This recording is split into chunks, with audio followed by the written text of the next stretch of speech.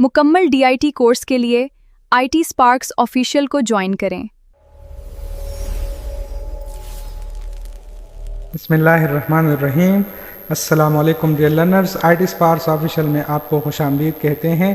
آج کے اس video lecture میں ہم history and evolution of computer کے بارے میں ڈسکس کریں گے۔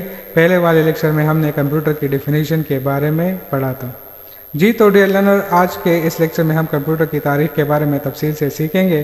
بہت سے ایسے طلبہ جب کمپیوٹر استعمال کرتے ہیں تو ان کے ذہن میں یہ سوال ضرور آتا ہے کہ آخر کمپیوٹر کی ایجاد کیسے ہوئی؟ کیا کمپیوٹر ایک ہی دن میں بن گیا تھا یا اس کے پیچھے کئی سالوں کی محنت اور تحقیق شامل ہے؟ حقیقت یہ ہے کہ آج جو جدید کمپیوٹر، لیپ ٹاپ اور اسمارٹ فون ہم استعمال کر رہے ہیں، یہ سینکڑوں سال کی مسلسل تحقیق اور ترقی کا نتیجہ ہے۔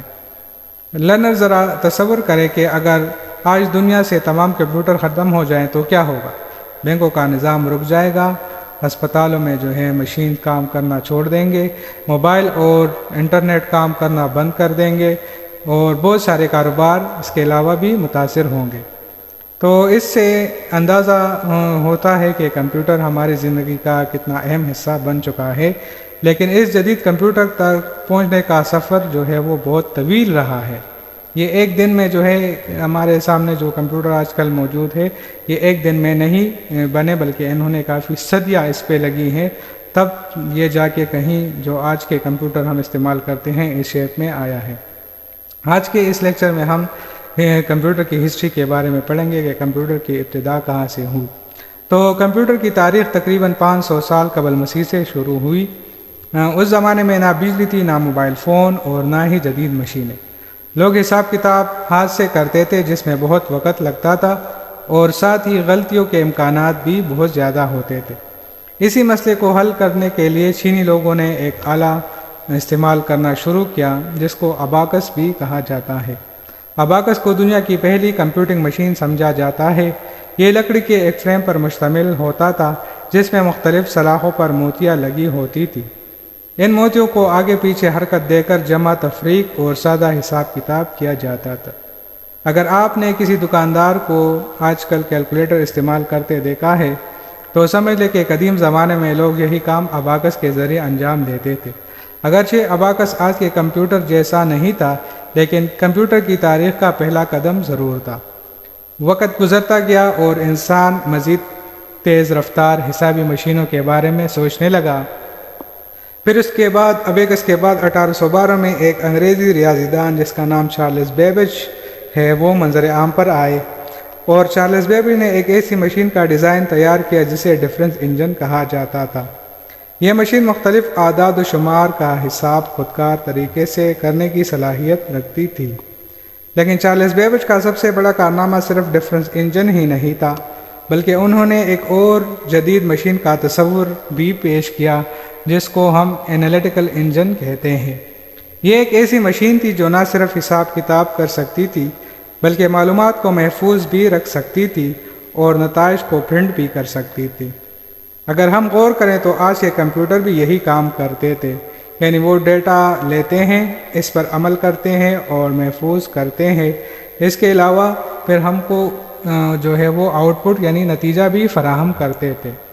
یہ بات حیران کن ہے کہ اس زمانے میں نہ جدید ٹیکنالوجی موجود تھی اور نہ ہی کمپیوٹر بنانے کے وسائل، لیکن چارلز بیبیج نے ایک ایسے کمپیوٹر کا تصور پیش کر دیا تھا جس کی خصوصیات آج کے کمپیوٹر سے کافی حد تک ملتی جلتی ہیں۔ اسی وجہ سے چارلز بیبیج کو فادر آف کمپیوٹر یعنی کمپیوٹر کا بانی کہا جاتا ہے۔ ایک مثال سے اس بات کو سمجھتے ہیں۔ اگر کوئی شخص آج سے 100 سال پہلے ایک ایسی گاڑی کا مکمل ڈیزائن بنا دیتا جو ابھی تک ایجاد نہ ہوتی تو یقیناً اسے اس ایجاد کا بانی سمجھا جائے گا۔ بالکل اسی طرح چارلز بیبیج نے بھی کمپیوٹر کی بنیادی تصور کو دنیا کے سامنے پیش کیا۔ چارلز بیبیج کے بعد سائنسدانوں نے ان کے نظریات پر مزید تحقیق جاری رکھی۔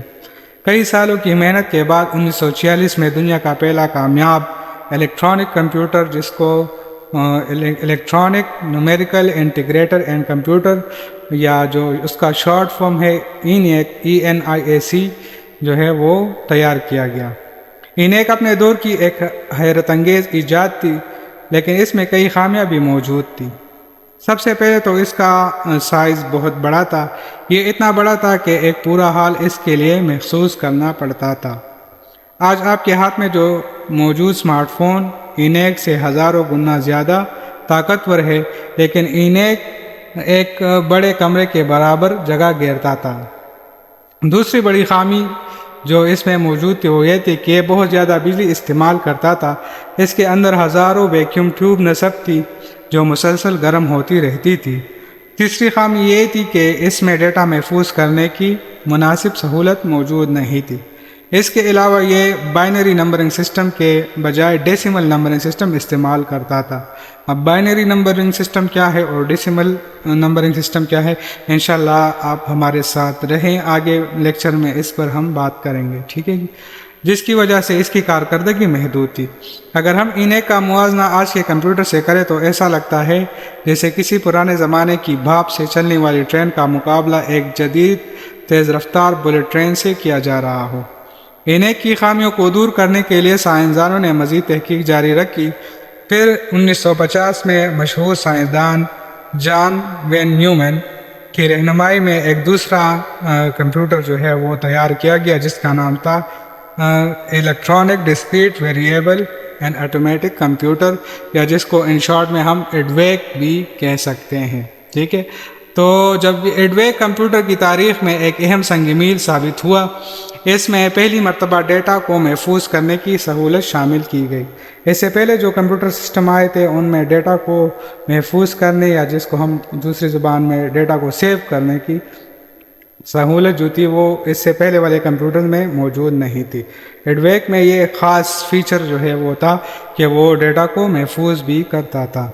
اس نے بائنری نمبر سسٹم کا استعمال کیا، آج بھی دنیا کے تقریباً تمام کمپیوٹر استعمال کرتے ہیں۔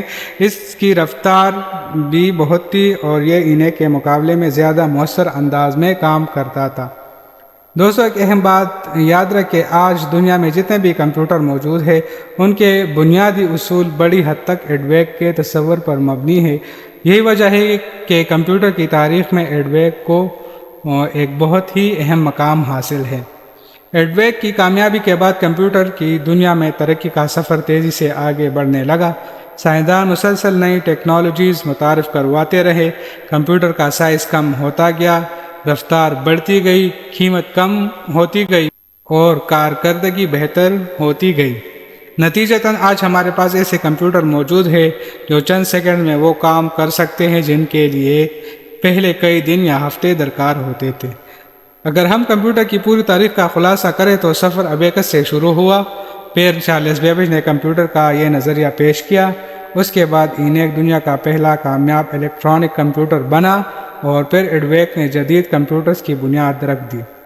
انہی مسلسل کوششوں اور ترقیوں کی بدولت آج ہم جدید کمپیوٹر، لیپ ٹاپ، اسمارٹ فون اور آرٹیفیشل انٹیلیجنس جیسی حیرت انگیز ٹیکنالوجیز کو استعمال کر رہے ہیں، ٹھیک ہے جی۔ تو یہ تھی کمپیوٹر کی کچھ ہسٹری کے کمپیوٹر کا کہاں سے یہ سفر شروع ہوا اور آہستہ آہستہ اس نے انسان کی زندگی کو ہمیشہ کے لیے تبدیل کر دیا۔